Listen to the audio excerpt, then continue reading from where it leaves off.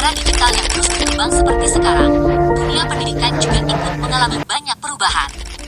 Kalau dulu kegiatan belajar hanya terbatas di ruang kelas dan harus tatap muka langsung, sekarang teknologi sudah membuka banyak peluang baru. Proses belajar jadi lebih fleksibel, bisa diakses kapan saja dan di mana saja, khususnya di pelajaran sains yang terus berkembang dari waktu ke waktu. Pemanfaatan teknologi bisa membantu proses belajar jadi lebih menarik dan mudah dipahami. Mulai dari akses ke sumber belajar interaktif, video eksperimen, hingga simulasi digital semuanya bisa memperkuat pemahaman siswa. Nah, pemirsa pasti penasaran, seperti apa sih sebenarnya terobosan inovatif dalam pembelajaran di masa depan? Maka dari itu yuk, kita bahas lebih lanjut pada podcast kali ini.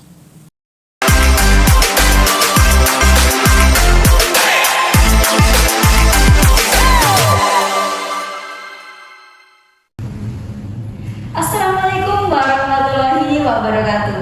Hai Sobat EduTalk, selamat datang di podcast paling seru buat kalian yang suka banget ngobrolin tentang dunia pendidikan dengan cara yang lebih santai.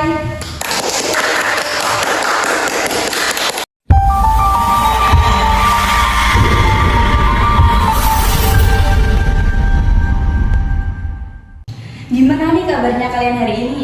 Lagi santai kah, lagi sibuk, atau lagi belajar tapi pura-pura sibuk? Hayo ngaku.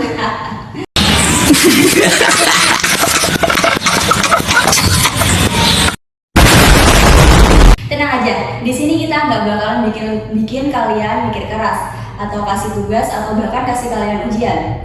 Tapi justru kita di sini akan bakal ngobrol santai tentang sesuatu yang bisa bikin cara belajar kalian makin seru dan makin mengasyikkan lagi.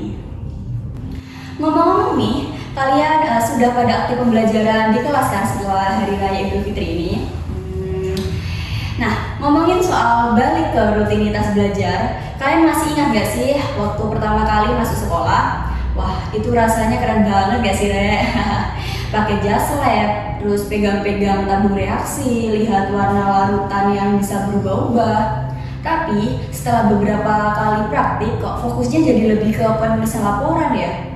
Dan mungkin ada juga yang belajarnya itu masih mengandalkan buku teks karena keterbatasan lab di sekolahnya.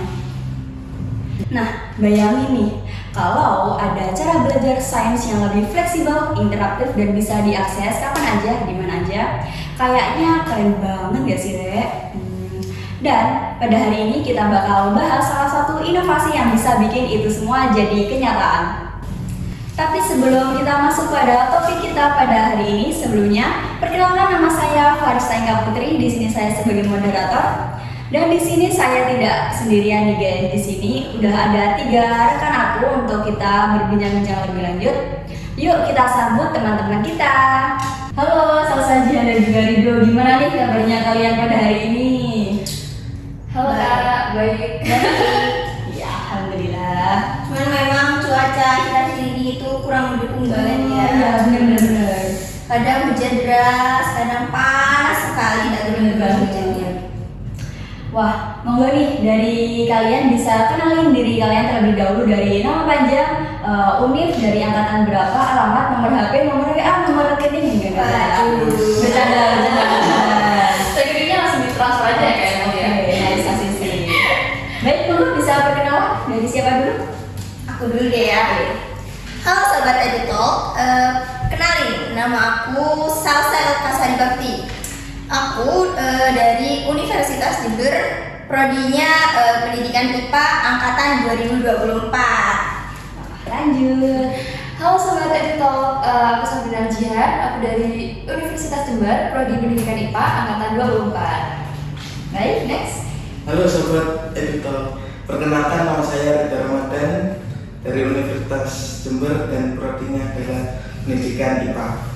Wah, keren-keren banget sih ya bintang tamu kita pada hari ini. Nah, bisa kalian sedikit ceritain nggak sih kalian tuh masuknya di Universitas Jember ini lewat jalur apa? Kamu dulu. Ya aku dulu ya. Kebetulan nih ya, Sobat EduTalk, aku itu masuk ke Universitas Jember, prodi Pendidikan IPA melalui jalur SNBP nih Kak. Wah, keren banget. Baik, selanjutnya. Kalau aku sih melalui jalur semaba ya, semaba UNES 2024. Oh, keren sih Kak. Oke lanjut Kak. Kalau saya sih dari SNBT. Wah, yang tes itu ya Kak UTBK? Iya. Wah, keren banget sih. Pinter juga ya. Keren banget ya teman-teman. Nah, ngomongin soal pendidikan IPA nih ya.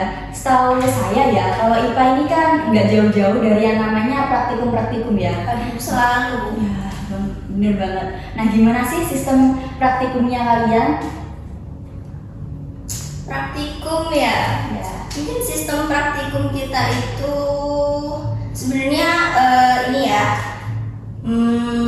cukup memadai. Cuman di beberapa apa ya tema atau topik pada praktikumnya itu kadang kurang ada bahannya, kurang. Iya, terus juga kadang alat-alat kita tuh kayak kurang. Contohnya kayak mikroskop tuh. Biasanya kita berbagi antar sama kelompok. Jadi menurut aku kurang efektif aja sih. Satu mikroskop itu kadang itu buat 2 sampai 3 kelompok gitu loh. Oh, iya ya bener banget. Ya jadi kalau praktikum itu kadang rame, kadang ricuh gitu Oh, karena ribut-ributan itu. Karena ikutan mikroskopnya kan ya. Nah, gimana sih sistem praktikumnya kalian waktu dulu? Kalau aku dulu sih waktu SMA ya Kak, itu kan kita COVID nih, 2 tahun kan nggak salah 2 tahunan itu kita praktikumnya online. Ya, Ingat nggak? ingat banget aku. Itu gimana ya? Nggak bisa, momennya nggak bisa dilupakan. Ya, bener banget. Ya sih dulu kita praktikumnya online, kalau sekarang kan kita offline kan ya. Iya. Iya benar-benar. Oh iya ya, nah waktu itu kan kalian praktikumnya online. Nah itu kalian tuh pakai aplikasi atau web apa sih? Nah, kalau aku sih dulu itu pakai web ya. Kebetulan kan masa pandemi itu lama ya, mulai aku tuh SMP sampai SMA loh. Jadi kalau ada praktikum itu aku tuh pakai web. Oh web. Ya kan? Ya, kebetulan kita dulu 1 SMP dan 1 SMA. Jadi Itu apa namanya? Webnya yang kita pakai tuh sama. Iya. Oh satu sekolah dulu. Iya, benar sekali. Gak menyangka ya kalau bisa juga ya, keren sih ya. Wah, menarik banget ya emang zaman sekarang nih ya. Praktikum bisa pakai web. Nah, ngomong-ngomong web yang kalian omongin itu, kalau boleh tahu itu web apa sih ya namanya? Kalau salah satu yang kita pakai itu namanya Lab Exchange. Oh, iya, Itu iya, web betul. web Oh. web itu buat praktikum. Emang dikhususkan buat praktikum gitu ya? benar. ya materi-materi sains lah. Hah? Lab Exchange web apa itu? Kok nggak pernah lihat kayaknya saya. Setahu aku ya Kak, itu Lab Exchange itu merupakan platform pendidikan digital yang dirancang untuk mendukung pembelajaran sains. Kalau dulu kamu gimana Rido? Ya sih dulu beberapa kali pernah menggunakan web itu. Oh jadi kalian semua sudah pernah memakai web tersebut berarti ya? Iya, pernah. Kayaknya saya nih yang ketinggalan ya. Kayaknya saya tuh yang gaptek gitu ya. Oh web Lab Exchange. Aku boleh nggak sih lihat webnya tuh kayak gimana? Oh boleh Kak, bentar ya. Aku cari dulu.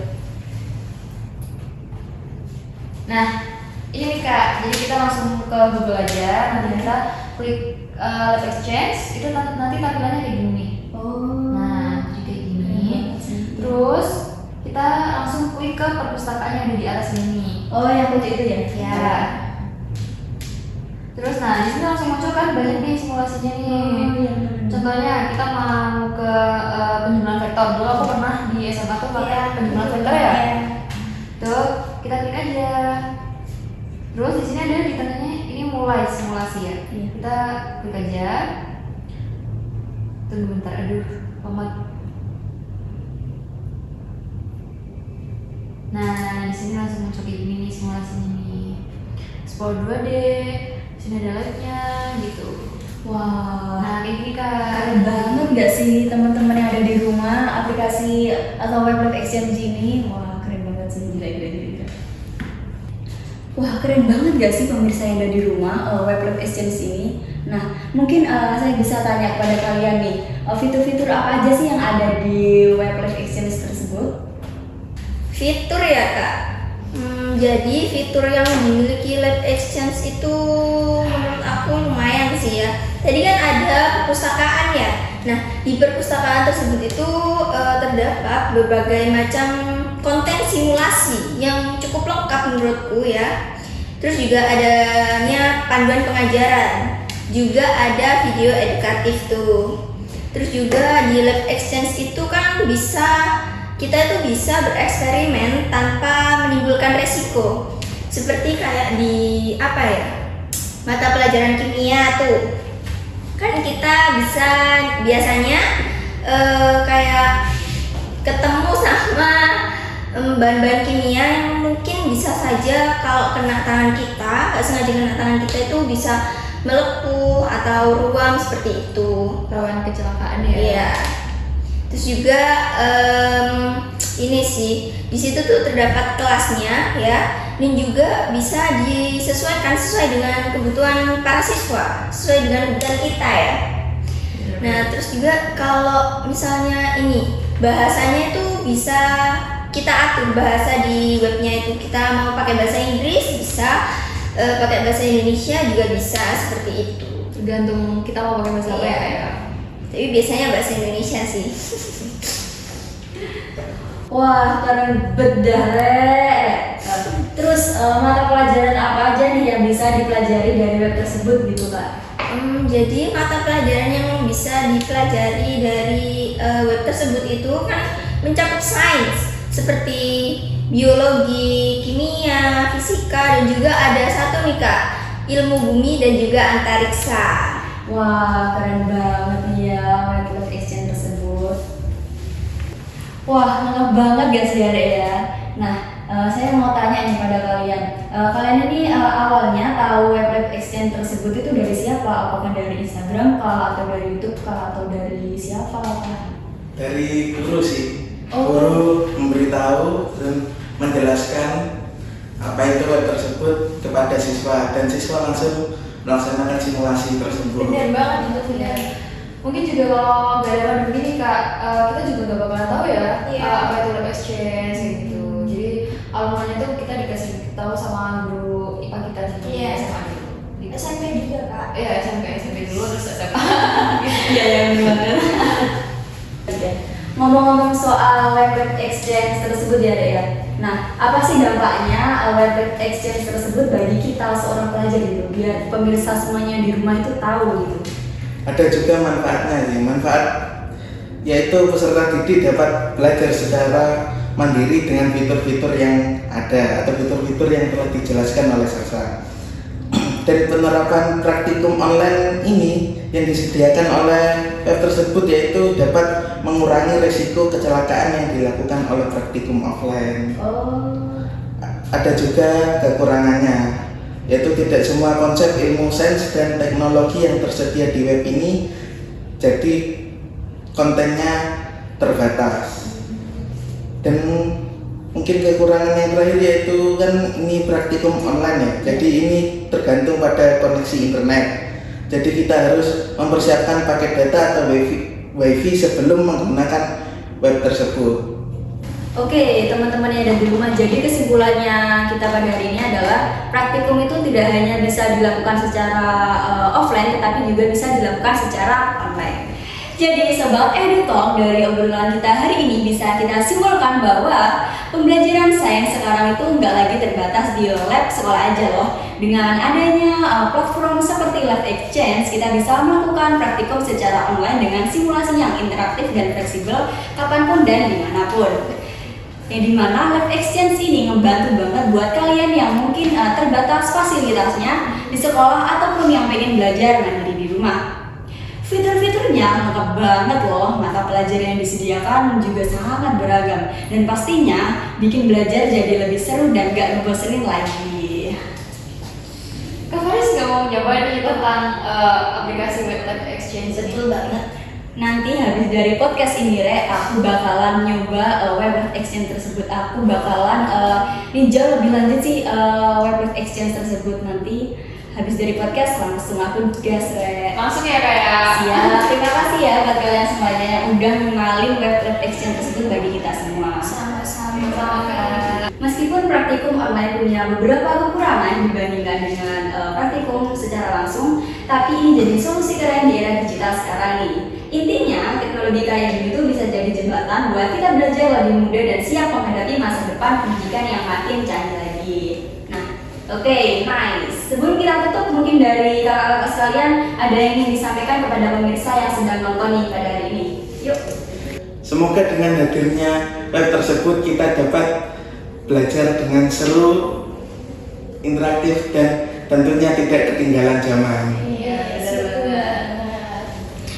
Jadi pemirsa yang ada di rumah, yuk manfaatin teknologi sebaik mungkin biar belajar nggak cuma jadi kewajiban, tapi juga jadi petualangan yang asik dan juga bermakna. Sampai ketemu di episode selanjutnya, dan ingat, belajar bukan santai, tetapi jangan sampai berhenti berkembang.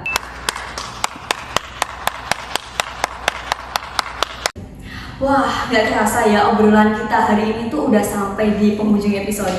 Seru banget bisa ngobrol bareng kakak-kakak sekalian. Saya ucapin terima kasih banyak pada kakak sekalian yang sudah meluangkan waktunya dan juga sharing-sharing informasi tentang web-web yang sangat bermanfaat bagi kita semuanya. Sama-sama Kak. Semoga apa yang kita bahas pada hari ini bisa jadi inspirasi buat sobat EduTalk semua buat terus semangat dan belajar. Meskipun tantangan di dunia pendidikan itu terus berubah. Oke deh, sampai di sini dulu episode kita pada hari ini. Terima kasih sudah dengerin sampai akhir. Jangan lupa like, comment, share, dan juga subscribe podcast kita EduTalk biar nggak ketinggalan episode-episode seru selanjutnya. Sampai jumpa, tetap semangat dan salam edukasi. Bye. Sekian, terima kasih. Wassalamualaikum.